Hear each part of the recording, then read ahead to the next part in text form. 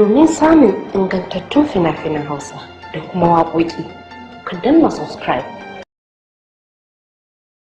Sannan kuma ku danna ƙararrawa domin sanar da ku sababbin shirye-shiryenmu da zarar mun ɗora. Mun gode da kallon tashar Arahus.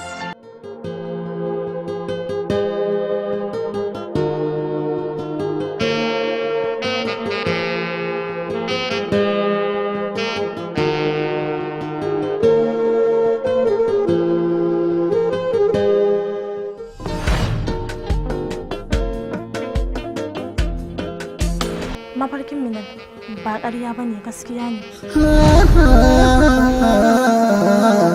Abu gaibu ya falo ɗarbin adam ya yi hanzari. Domin wanda Minal take mafarki da shi ne Sadiq, kuma Sadiq Minal ta kawo shi cikin gidan nan.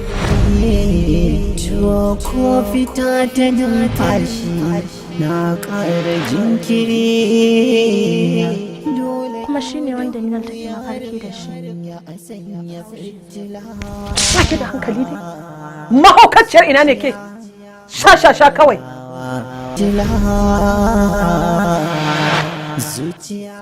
To bari ki ji in gaya miki. Idan kika sake maimaita wannan shirma a cikin gidan nan za ki ga abin da zan miki. Sha kawai.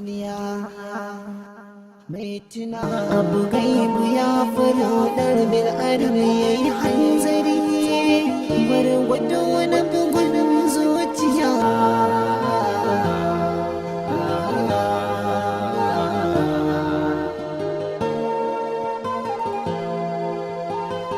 Minal.